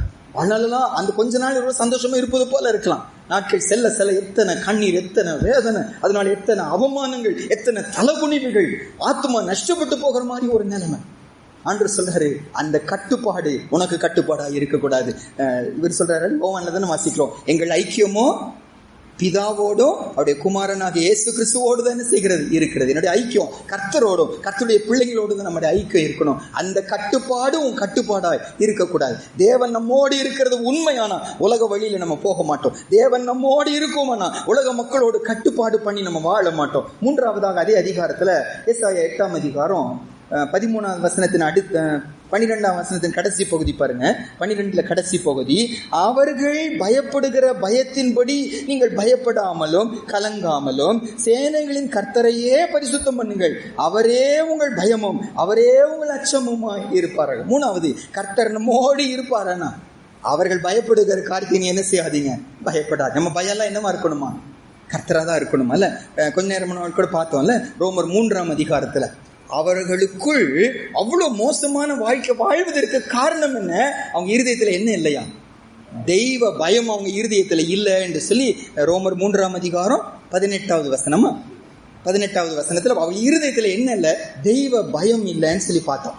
அப்ப நம்மகிட்ட ஆண்டு எதிர்பார்க்கிறது மனுஷனுக்கு பயப்படுகிற பயம் இல்லை, எனக்குள்ள ஆண்டு எதிர்பார்க்கிற கர்த்தருக்கு பயப்படுகிற பயம். தெளிவா சொல்லும் போது சொன்னாங்க, ஏதோ அடிச்சிருவாரு, நரகத்துக்கு கொண்டு போயிடுவாரு, அந்த பயம் இந்த இடத்துல குறிக்கல. அன்பு கலந்த ஒரு பயம், மரியாதை கலந்த ஒரு பயம். இவ்வளோ நேசிக்கிற ஆண்டவர், என்ன தேடி வந்த ஆண்டவர், ஐயோ அவரை நான் துக்கப்படுத்தக்கூடாது, அவரை வேதனைப்படுத்தக்கூடாது, அந்த ஒரு மரியாதைக்குரிய ஒரு பயம் ஆண்டவர் மேல் நமக்கு இருந்து கொண்டே இருக்கணுமா. அந்த பயம் தான் கர்த்தர் நம்மகிட்ட எதிர்பார்க்கிறார். எல்லாத்தையும் அனுபவித்து முடிச்சுட்டு எல்லாத்தையும் அனுபவிச்சுட்டு சாலமான் கடைசியில சொல்லுகிறாரு, மனுஷன் மேல் விழுந்த கடமை என்னவா, என்னது, தேவனுக்கு பயந்து அவர் கற்பனைகளை கைக்கொள், எல்லா மனுஷர் மேல் விழுந்த கடமை அதுவே. இந்த இடத்துல ஆண்டவர் மறுபடியும் பேசுறாரு, நான் முன்னோடு கூட இருக்கணும்னா நான் அந்த வசனம் பாருங்க, 13ஆம் வசனம் கடைசி பகுதியில, அவரே உங்கள் பயமும் அவரே உங்கள் அச்சமுமாய் இருப்பார். ஆண்டுடைய பிள்ளைங்க வேற எதுக்கும் பயப்படக்கூடாது, அவருக்கு மட்டும் தான் என்ன செய்யணும், பயப்படணும். மத்தேயுல சொல்றாரு, சரீரத்தை மாத்திரம் கொல்ல வல்லவர்களுக்கு நீங்க என்ன செய்யாதீங்க, பயப்படாதீங்க. சரீரத்தையும் ஆத்மாவையும் நரகத்துல தள்ள வல்லவர் ஒருவர் உண்டு, அவருக்கு மட்டும் நீங்க பயப்படுங்க. அவரே என்ன அர்த்தம், நானே சொல்றாரு, நானே வழி நானே சத்தியம் சொல்ற மாதிரி ஆண்டவர் நம்ம பார்த்து சொல்றாரு, நான் மட்டும்தான் உனக்கு பயமான். என்னை பயமுறுத்துவது கர்த்தர் மட்டும்தான். எதிர்காலம் பயமுறுத்தக்கூடாது, பண தேவைகள் பயமுறுத்தக்கூடாது, வியாதி பயமுறுத்தக்கூடாது, மரணம் பயமுறுத்தக்கூடாது. என் பயம் கர்த்தரா தான் இருக்கணும். ஐயோ அவரை வேதனைப்படுத்தக்கூடாது, அவரை துக்கப்படுத்தக்கூடாது, அவர் விசனப்படக்கூடாது, அவர் என்னை விட்டு தூரம் போயிடக்கூடாது, அந்த நித்திய நரகத்தின போயிடக்கூடாது. அவரே எங்கள் பயமா இருக்கணும். கர்த்தர் நம்மோடு இருப்பது உண்மையானா அவரே என்னுடைய பயமா இருக்கும். அது மாத்திரமல்ல, அதே வசனத்துல வாசிக்கிறோம் 13வது வசனத்துல, சேனைகளின் கர்த்தரையே பரிசுத்தம் பண்ணுங்கள். 13வது வசனத்துல வாசிக்கிறோம், சேனைகளின் கர்த்தரையே பரிசுத்தம் பண்ணுங்கள். இந்த இடத்துல ஒரு காம்ப்ளெக்ஸான ஒரு வேர்டு யூஸ் பண்ணப்பட்டிருக்கிறதா, சேனைகளின் கர்த்தரையே பரிசுத்தம் பண்ணுங்கள். இந்த இடத்துல பயன்படுத்தப்பட்ட இந்த வார்த்தைக்கு ஒரு விளக்கமான அர்த்தம் என்னன்னாங்க, ஆங்கிலத்தில் போட்டிருக்கு, living in a constant awareness that he has absolute authority and control over all. அவரை பரிசுத்தம் பண்ணுங்கன்னு என்ன அர்த்தம்னாங்க, நித்தமும் ஒவ்வொரு நிமிஷமும் ஒரு அவேர்னஸ், ஒரு சிந்தனை, ஒரு தெளிவு, என்னன்னா ஆண்டவர் கையில் இது இருக்கிறது, ஆண்டவர் ஆளுகையில் இருக்கிறது. அவர் அறியாம இந்த வியாதி வரல, அவர் அறியாம இந்த கை நீட்டுதல் வரல, அவர் அறியாம இந்த இழப்பு வரல, அவர் அறியாம இந்த மரணம் வரல, அவர் கண்ட்ரோல்ல தான் இருக்கிறது. இந்த உணர்வு தான் என்னவா, கர்த்தரையே என்ன செய்யுங்க, பரிசுத்தப்படுத்துங்க, அவரை உயர்த்தி வைக்கிறதா, அவரை மகிமை. ஆண்டவர் எனக்கு தான் புரிந்து கொள்ள முடியல, அழுகையா வருகிறது, வேதனையா வருகிறது, குவிட் பண்ணிலாம் வருகிறது. இல்ல, அவரை பரிசுத்தம் பண்ணுவதுன்னு என்ன அர்த்தம், நீங்க அறியாம ஒண்ணு என்ன செய்யாது, நடக்காதப்பா, உங்க ஆளுகையில தான் இருக்கு, உங்க கண்ட்ரோல்ல தான் இருக்கு. நிறைய தடவை சொல்லிடுவோம், எல்லாம் மிஞ்சி போயிடுச்சுங்க, எல்லாம் மிஞ்சி போயிடுச்சு, ஆனா கர்த்தரை மிஞ்சி ஒண்ணுமே இல்ல. அதுதான் அவரை பரிசுத்தப்படுத்துவது. அவரே நம்ம பரிசு அப்படின்னா என்ன அர்த்தம், அவர் நமக்கு பெரிதாய் எல்லாத்தோட மேலானவராய் இருப்போம்னா அவரை மீறி ஒண்ணு நம்ம என்ன செய்ய மாட்டோம், செய்ய மாட்டோம். அழகான 2 பழைய ஏற்பாடு இன்சிடென்ட் வந்து லேவியராகமம் 10ஆம் அதிகாரத்தில், நீங்க வசனம் நோட் பண்ண நோட் பண்ணிக்கலாம். லேவியராகமம் 10ஆம் அதிகாரம் 3ஆம் வசனத்துல முதல் சம்பவம். இந்த ஆரோனுடைய 2 குமாரர், அவங்க பேர் என்ன, நாதாபும் அபியும். அல்ல, நாதாபும் அபியும் அந்நிய அக்கினியை கொண்டு வந்து கர்த்தர் சமூகத்துல செலுத்திடுறாங்க. அப்போ உடனே அக்கினி வந்து அவங்கள பச்சிட்டு அதே இடத்துல என்ன செஞ்சுட்டாங்க, மரிச்சு போயிட்டாங்க. அப்ப ஆண்டவர் சொல்றாரு 3ஆம் வசனத்துல, என்னை அறிந்தவர்களால நான் பரிசுத்தம் பண்ணப்படுவேன் என்று சொன்னேன்ல, அது இதுதான் அப்படிங்கிறார். அப்படின்னு என்ன அர்த்தம்? என்ன சின்ன விஷயமானாலும் அவர் கண்ட்ரோல்ல தான் இருக்கு. நான் என் இஷ்டப்படி என்ன செய்ய மாட்டேன், நான் செய்ய மாட்டேன். நாங்க இந்த உபவாச ஜபத்துல ஒரு சிந்தனைய அந்த பிரசங்க நேரத்துல ஒரு வார்த்தை ஐயா சொல்லி கொண்டிருந்தான். மோசேங்க, இந்த நீங்க யோசிச்சு பாருங்க. மோசே ஒரு பெரிய ஞானி. மோசே ஒரு பெரிய ஞானி. சகல சாஸ்திரங்களிலும் நல்ல கற்று தேர்ந்தவர். எல்லாமே அவருக்கு தெரியும். அவருக்கு தெரியாததுன்னு ஒண்ணுமே இல்லை. அப்படி ஒரு உயர்ந்த ஸ்தானத்துல அவர் இருக்கிறார். அந்த மோசேட்ட ஆண்டவர் ஆசரிப்பு கூடாரத்தை செய்யும்படி சொல்றார். நல்ல கவனிங்க. இதை பைபிள் தெளிவா சொல்லுது. கர்த்தர் கற்பித்தபடி எல்லாம் அப்படியே மோசே செய்தார். ஒரு சின்ன காரியம் கூட அவர் கேட்காம செய்யல, அவரை மீறி செய்யல. நிறைய காரியம் செய்யும் போது இவர் அறிவுக்கு அது தப்பா இருந்திருக்கும். அவர்கிட்ட கேட்கணும்னு அவசியம், எனக்கு அனுபவம் இருக்கு, நான் செஞ்சிருவேன் சொல்லியிருக்கோம். ஆனா மோசே செய்யவே இல்லையா, தன் ஞானத்தை பயன்படுத்தவே இல்லையா, தன் ட்ரைனிங் ரொம்ப கஷ்டம். இது எனக்கு தெரியாத ஒண்ணு மற்றவங்க கேட்டு கேட்டு செய்வது ஒன்றும் பிரச்சனை இல்லை. எனக்கு தெரிஞ்சிருக்கும் போது, இப்போ பாஸ்கர் பிரதர் இருக்காங்க, பாஸ்கர் பிரதர் இருக்காங்க. கார்பென்ட்ரி ஒர்க்கு நல்லா தெரியும், அவருக்கு நேர்த்தியா தெரியும். அவர் செஞ்சிட்டு இருக்கும் போது வேற யார்கிட்டோ கேட்டு செய்வது ரொம்ப கஷ்டம். ஏன்னா எனக்கு அனுபவம் இருக்கு, அழகா செஞ்சு நிறைய காரியம் நான் செஞ்சிருக்கிறேன். அப்ப இன்னொருத்தர் இப்படி செய்யும் சொல்லி சொல்லும் போது அவ்வளவு ஈஸியா நம்ம அதுக்கு என்ன செய்ய முடியாது, கீழ்ப்படி. ஏன்னா எனக்கு தெரியும், எனக்கு அனுபவம் இருக்கு, நான் நிறைய செஞ்சிருக்கிறேன். இன்னொருத்தர் சொல்லி நான் கேட்கறதுக்கு ரொம்ப கஷ்டமா இருக்கும். எனக்கு விஷயமே தெரியாதுன்னு இன்னொரு சொல்லும் போது அப்படியே கீழ்ப்படிஞ்சிடலாம். மோசேயோ சகல சாஸ்திரங்களிலும் கைதே இருந்தவர். கர்த்தர் என்ன சொன்னாரோ அப்படியே செஞ்சு முடித்தார். அதுதான் கர்த்தர் என்ன செய்வது, பரிசுத்தப்படுத்துவது என்றார். இன்னொரு சம்பவம் அந்த மேரிபாவின் தண்ணீர்கள் அண்டையில ஆண்டவர் கண்மலையை பார்த்து என்ன செய்ய சொன்னாரு, பேசுனார். கோலை கையில் எடுத்து கண்மலையை பார்த்து பேசினார். மோசே என்ன செஞ்சுட்டாரு, அவசரப்பட்டு என்ன செஞ்சுட்டாரு, அடிச்சுட்டாரு. உடனே ஆண்டவர் சொல்லிட்டாரு, இத நிமித்தம் நீயும் ஆரோனோ கானானுக்குள்ள என்ன செய்ய மாட்டீங்க, பிரவேசிக்க மாட்டீங்க சொல்லிட்டு என்னாகமம் 20ஆம் அதிகாரம் 12வது வசனத்துல இதுதான் கர்த்தரை பரிசுத்தம் பண்ணுதல், இதுதான் கர்த்தரை பரிசுத்தம் பண்ணுதல். சின்ன விஷயத்துல கூட கர்த்தருடைய அத்தாரிட்டியை மீறி நான் என்ன செய்ய மாட்டேன், நான் செய்ய மாட்டேன். அந்த சின்ன காரியம் அதுல என்ன இருக்கு, பேசுறதுக்கு பதிலா ஒரு அடி அடிச்சுட்டாரு. இதுல என்ன இருக்கு, தண்ணி வந்துருச்சு, காரியம் நடந்துருச்சு. ஆனா ஆண்டவர் சொல்லிட்டாரு, என்னை நீ பரிசுத்தம் பண்ணவில்லை, ஜனங்களின் கண்களுக்கு முன்பாக நீ என்னை பரிசுத்தம் பண்ணாதது அப்படின்னு என்ன அர்த்தம், உனக்கு தெரியும் நீ செஞ்சுட்ட, நான் சொல்றதுக்கு நீ கேர்ஃபுல்லா இருக்கல, ஆகையால் நீ கானானுக்குள்ள பிரவேசிக்க மாட்டேன். ஆண்டவர் நம்மோடு இருப்பது உண்மையான ஆண்டவர் எதிர்பார்க்கிறது என்ன தெரியுமாங்க, அது சின்ன விஷயமோ பெரிய விஷயமோ ஆண்டுடைய அத்தாரிட்டிக்கு நான் ஒப்பு கொடுக்கணும். எனக்கு தெரியுதோ தெரியலையோ அவர் சொன்னாலும் நம்ம என்ன செய்யணும், அப்படியே என்ன செய்யணும், கீழ்ப்படிணும். அதுதான் நம்முடைய ஏக்கமா இருக்கணும். கர்த்தர் நம்மோடு இருக்கிற இம்மானுவேலா இருப்பாரனா ஆண்டவர் சொல்ற 4 காரியத்தை சொல்றாரு. உலக வழியில் நீங்க நடக்காதீங்க, அவங்க கட்டுப்பாடு உங்க கட்டுப்பாடா இருக்கக்கூடாது. அவர்கள் பயப்படுகிற பயம் உங்க பயம் இல்ல, நானே உங்கள் பயமும் அச்சமுமா இருக்கிறோம். அவரே உங்கள் பரிசுத்த ஸ்தலம், அவரே இருதயத்தில் என்ன செய்யுங்க, பரிசுத்தம் பண்ணுங்க.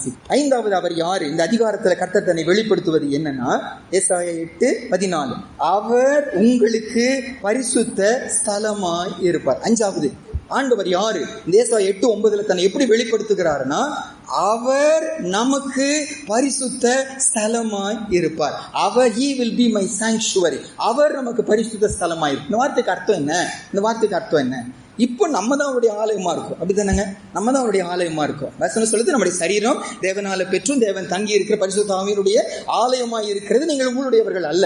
வசனம் வாசிக்கிறோம், ஒரு தேவனுடைய ஆலயத்தை கொடுத்தால் தேவன் அவனை கெடுப்பார், நீங்களே அந்த ஆலயம் வாசிக்கிறோம். நம்ம தான் அவருடைய ஆலயம் சொல்றாரு. ஆனா இங்க ஆண்டவர் சொல்றாரு, இந்த மேல நம்ம பார்த்த காரியங்களுக்கெல்லாம் நம்ம விட்டு கொடுத்துட்டு வரும்போது அவரே நம் பரிசுத்த ஸ்தலமாய் இருப்பார். இதை அழகா புரிய வைக்கிற ஒரே ஒரு வசனம் வாசிங்க. எசேக்கியேல் 11ஆம் அதிகாரம், எசேக்கியேல் 11ஆம் அதிகாரம் 16வது வசனத்துல பாபிலோனுக்கு தேவ ஜனங்க சிறையாக்கி போயிருக்கிறாங்க. அவங்க நடுவில் எசேக்கியேல் ஆண்டவர் அனுப்புகிறாரு. அவரை கொண்டு ஆண்டவர் பேசுறார், அங்கு இருக்கிற மக்களுக்கு ஆண்டவர் பேசுறார். எசேக்கியேல் 11ஆம் அதிகாரம் 16வது வசனம். எசேக்கியேல் 11:16 969 கவனிப்போமா. ஆகையால் நான் அவர்களை தூரமாக புறஜாதிகளுக்குள்ளே புரட்டி இருந்தாலும், நான் அவர்களை தேசங்களில் சிதறடித்திருந்தாலும், நான் அவர்கள் போன தேசங்களில் அவர்களுக்கு கொஞ்ச காலத்துக்கு பரிசுத்த ஸ்தலமாக இருப்பேன் என்று கர்த்தராகிய ஆண்டவர் உரைக்கிறார் என்று சொல் என்றார். அப்படின்னு என்ன அர்த்தம் தெரியுமாங்க, எங்க இருந்தாலும் அவர் நமக்கு அந்த இடத்துல ஆலயமா இருப்பாரா.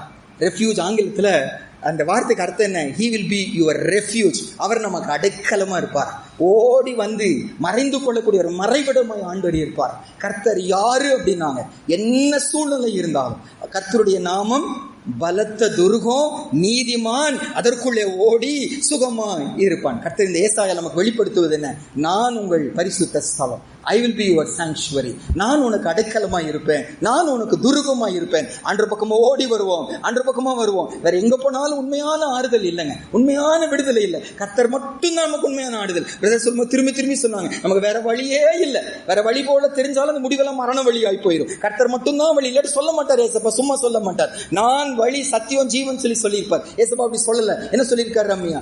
நானே வழின்னு சொல்லுகிறார். அவரை என்று வேற வழியே இல்லை. அவர் மட்டும்தான் நமக்கு ரெஃப்யூஜ், அவர் மட்டும்தான் பரிசுத்த ஸ்தலம். கர்த்தர் சார்பா நம்ம நிற்கும் போது, வார்த்தைக்கு கீழ்ப்படும் போது, வார்த்தையை விசுவாசிக்கும் போது, அவரோடு கூட சேர்ந்து நிற்கும் போது கர்த்தர் எனக்கு பரிசுத்த ஸ்தலமாய் இருப்பாருன்னு வாசிப்பேன். இந்த வார்த்தைக்கு கீழ்ப்படியாம போகும்போதுங்க, 5 காரியம் பார்த்தோமா இது வரைக்கும்? ஞாபகம் இருக்கு அவங்களுக்கு? முதல் காரியம், ஒரு தேவ பிள்ளைக்கு தேவைன்னு இருந்துச்சுன்னா கர்த்தர் சைலண்டா இருக்க மாட்டாரு. கர்த்தர் அங்க வந்து முன்னால வந்து நிற்பார், என்னோடு இருப்பார். என் பக்கத்துல, வலது பக்கத்துல எனக்கு துணையாய் இருக்கிற ஒரே ஒருவர் என் ஆண்டவர் என்று சொல்லி பார்த்தோம்.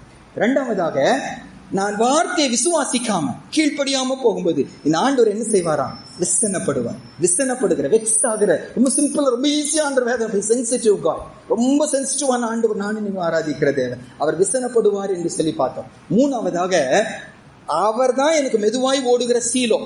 அவரை விட்டுட்டு தண்ணி நிற்காத தொட்டி நான் தேடி போகும்போது எதை நம்பி அவரை விடுகிறேனோ, நான் நம்புகிறவர்களை கர்த்தர் தொடுகிறார். என்னை மறுபடியும் அவர் பக்கம் என்ன செய்யறாரு? திருப்பி கொள்ளும். இதுக்கு எத்தனை பேர் நானும் சொல்ல முடியும், நீங்களும் சொல்ல முடியும். ஓடி போனோம், அங்க தேடி போனோம், காசை தேடி போனோம், படிப்பை தேடி போனோம், உறவினர்களை தேடி போனோம், மனுஷனை தேடி போனோம். ஆண்டதை உடைச்சாரு. அதை நம்பாத, என்ன நம்பு? கர்த்தர் மேல் நம்பிக்கை வைத்து கர்த்தரையே நம்பிக்கை கொண்டிருக்கிற மனுஷன் பாக்கியவன் புரிய வச்சாரு. என் ஆத்தும நேசரா என்ன அவர் பக்கமா என்ன செய்தார்? இழுத்து கொண்டார். நாலாவது, நம்மோடு இருக்கிற இம்மானுவேலராய் இருக்கிற நமக்கு தைரியம்.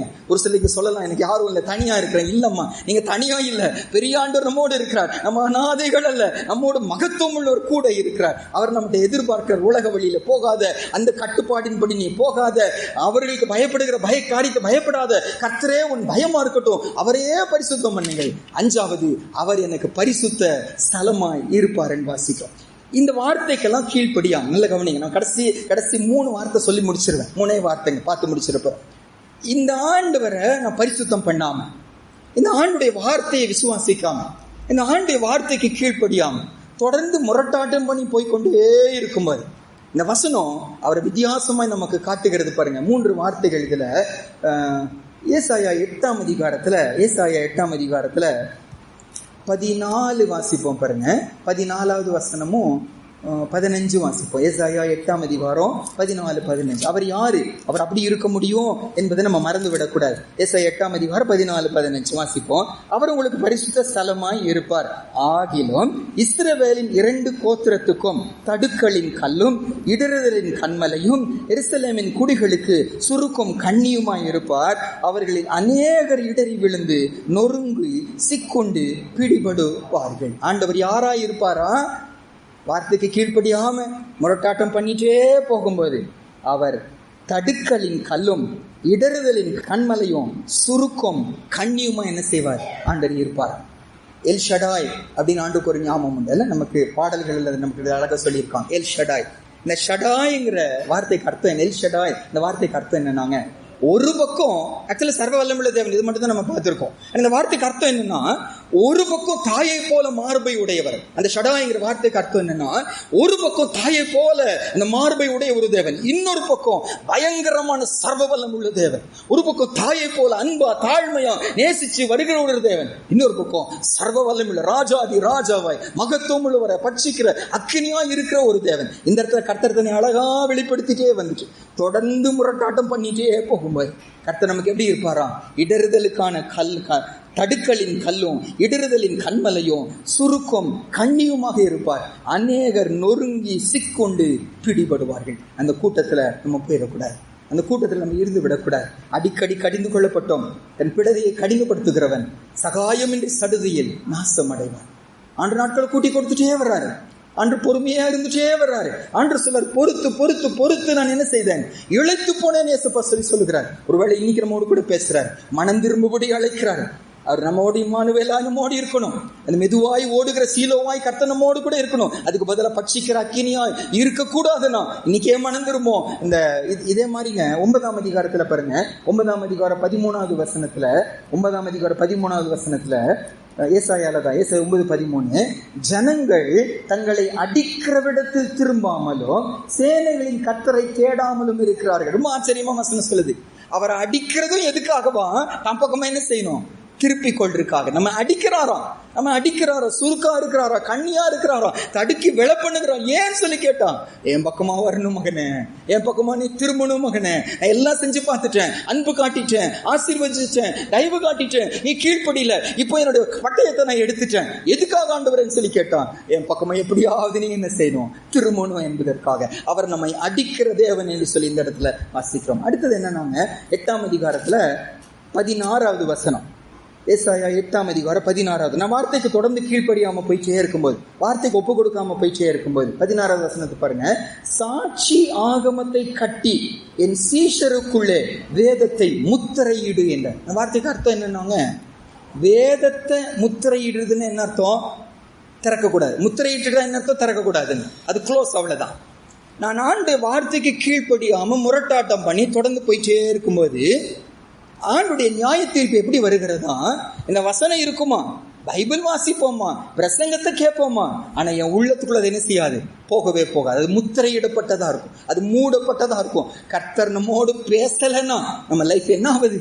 அவர் நமக்கு கற்றுக் கொடுக்கல, நம்ம வாழ்க்கை என்ன ஆகுது? அவர் சைலண்ட் ஆகிட்டார், நம்ம நிலைமை என்ன ஆகுது? வசனம் சொல்றது முரட்டாட்டம் பண்ணிட்டே போகும்போது கர்த்தர் சாட்சி ஆகமத்தை முத்திரையிடுவார் என்று வாசிக்கிறோம். கடைசியா அதே ஏசாயா 8ஆம் அதிகாரம் 17வது வசனத்துல, நான் தொடர்ந்து முரட்டாட்டம் பண்ணிட்டே போகும்போது 17வது வசனத்துல பாருங்க, நானும் யாக்கோபின் குடும்பத்துக்கு தமது முகத்தை மறைக்கிற கர்த்தருக்காக காத்திருந்து அவருக்கு எதிர்பார்த்திருப்பேன். இது ஏசாயா சொல்லுகிறார். நான் அவர் காத்திருப்பேன், எதிர்பார்ப்பேன். ஆனா முரட்டாட்டம் பண்ணிட்டே போகும்போது ஆண்டு என்னமா இருப்பாரா? யாக்கோபின் குடும்பத்துக்கு தமது முகத்தை என்ன செய்வாரு? மறைப்பார். தம்முடைய முகத்தை மறைக்கிற தேவன். அவருடைய முகத்தை மறைத்த போதோ வசனம் சொல்லுது, அந்த மிருகங்கள் எல்லாம் ஆண்டுதான் போஷிக்கிறார். முகத்தை மறைக்கிற போதோ அவங்களெல்லாம் கலங்கி தவிக்குமா. நம்ம நடத்துகிறவர் தான், நம்ம பேசுகிறவர் அவர் தான். அவர் முகத்தை மறைத்து கொண்டாருன்னா அதை போல வேதனை இல்லையே. நான் உன்னை பார்க்க மாட்டேன் மகனே, எனக்கு உண்மையில விருப்பம் இல்லை, உன் பார்ப்பதற்கு எனக்கு இஷ்டம் இல்லை, உன்னை பார்க்கும்போது துக்கமா இருக்கிறது, உன் பக்கமா நான் வரமாட்டேன். கர்த்தர் முகத்தை மறைத்து கொண்டான். நம்ம நிலைமை என்ன ஆகுது? தொடர்ந்து முரட்டாட்டம் பண்ணி கொண்டே போய் கொண்டிருந்தா அவர் என்ன அடிக்கிற தேவனா இருப்பாருன்னு பார்த்தோம், வசனத்தை முத்திரை போடுகிற தேவனா இருப்பாருன்னு பார்த்தோம், முகத்தை மூடிக்கொள்ளுகிற தேவனா இருப்பாருன்னு பார்த்தோம். அப்படி செய்யாம நம்ம இன்னைக்கு ஒப்பு கொடுப்போமா? ஏசாயா சொல்லுகிறாரு, நான் அவருக்கு காத்திருப்பேன், அவருக்காக எதிர்பார்ப்பு. அதோடு நிக்க நான் மட்டும் இல்லை. 18வது வசனம் ரொம்ப அழகான வசனம், அது மட்டும் கடைசியா வாசிச்சு முடிச்சிருவோம். ஏசாயா ஒரு அர்ப்பணிக்கிறார். 18வது வசனத்துல ஏசாயா 8:18, இதோ நானும் கர்த்தர் எனக்கு கொடுத்த பிள்ளைகளும் சீயோன் பர்வதத்தில் வாசமாய் இருக்கிற சேனைகளின் கர்த்தராலே இஸ்ரவேலில் அடையாளங்களாகவும் அற்புதங்களாகவும் இருக்கிறோம். நான் மட்டுமல்ல, என் குடும்பம் முழுசும் கர்த்தருக்காக என்ன செய்வோம்? நாங்க வாழ்வோம், அடையாளங்களாக இருப்போம், அற்புதங்களா இருப்போம். அப்படியே கண்களை மூடுவோமா? ஆண்டவர் தன்னை யார் என்று நமக்கு இன்னைக்கு வெளிப்படுத்துகிறார். அவரை அறிவதுதான் நித்திய ஜீவன். அவரை அறிந்து உணர்ந்திருக்கிறதை குறித்து தான் நம்மை மேன்மை பாராட்டணும். இந்த வசனத்துல தான் அவர் யார் என்று நம்ம அறிந்து கொள்ள, வசனம் தான் அவரை குறித்து சாட்சி கொடுக்கிறது.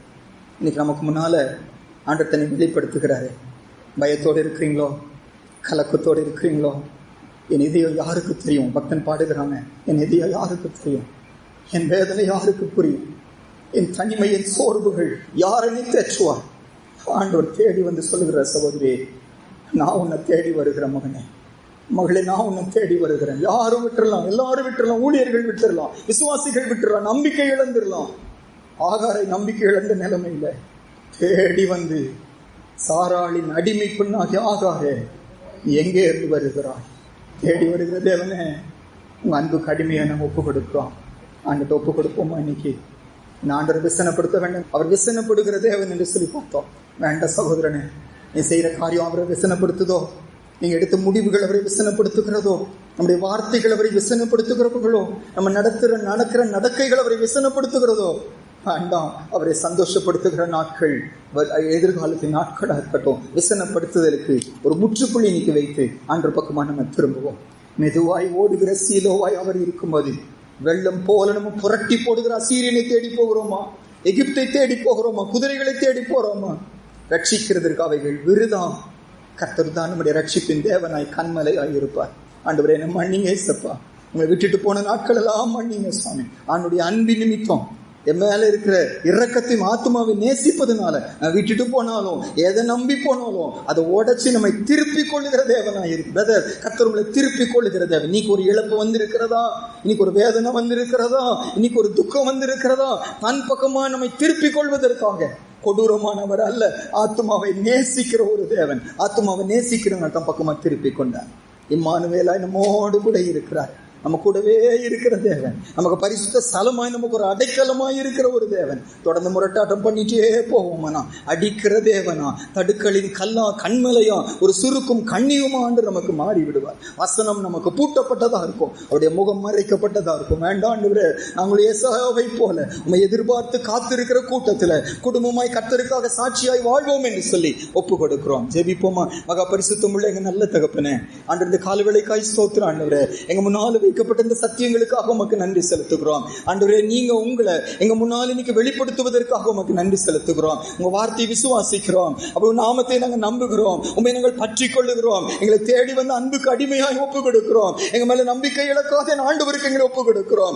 ஏசாயா சொன்னபடி நாங்களும் எங்க குடும்பமும் நாங்கள் வீட்டாரும் கேனைகளின் கர்த்தராலே எங்களை இந்த வச்சு இந்த இடத்துல இந்த பூமியில சாட்சிகளாய் அடையாளங்களாய் அற்புதங்களாய் வாழ இன்னைக்கு ஒப்பு கொடுக்கிறோம். ஏசப்பா, ஆண்டவரே, என் குடும்பம் ரட்சிக்கப்படலையே, என் மனைவி ரட்சிக்கப்படலையே, என் கணவன் ரட்சிக்கப்படலையே, என் பெற்றோர் ரட்சிக்கப்படலையே, என் மகன் இன்னும் வரலையே, என் மகள் வரலையே, அழுது கொண்டிருக்க அழுகை உமக்கு தெரியும். ஏசப்பா, ஏசாயாவை போல நாங்களும் குடும்பமாய் கர்த்தருடைய நாமத்து நிமித்தம் அடையாளங்களா அற்புதங்களா நீங்க வைக்க போவதற்காக உமக்கு நன்றி செலுத்துகிறோம். எங்களோடு நீங்க பேசி இருக்கிறீங்க, வார்த்தை விருதாய் போவதே இல்லை ஆண்டவரே, சொன்ன காரியம் ஆகும்படி வாய்க்குவதற்காக நன்றி செலுத்துகிறோம். பேசினதற்காக ஸ்தோத்திரம், சொன்னதை செய்து முடித்ததற்காக ஸ்தோத்திரம், ஜெபத்தை கேட்டதற்காக நன்றி, மாற்றினதற்காக ஸ்தோத்திரம், அடையாளங்களும் அற்புதங்களும் எங்களை மாற்றினதற்காக ஸ்தோத்திரம். துதி கனமகிமை உமக்கு செலுத்துகிறோம். இயேசுவின் மூலம் ஜெபிக்கிறோம் நல்ல பிதாவே, ஆமென். என் ஆத்துமாவே கர்த்தரை ஸ்தோத்திரி, என் முழு உள்ளமையோடு பரிசுத்த நாமத்தை ஸ்தோத்திரி. என் ஆத்துமாவே கர்த்தரை ஸ்தோத்திரி, அவர் செய்த சகல உபகாரங்களையும் மறவாதே. ஆமென்.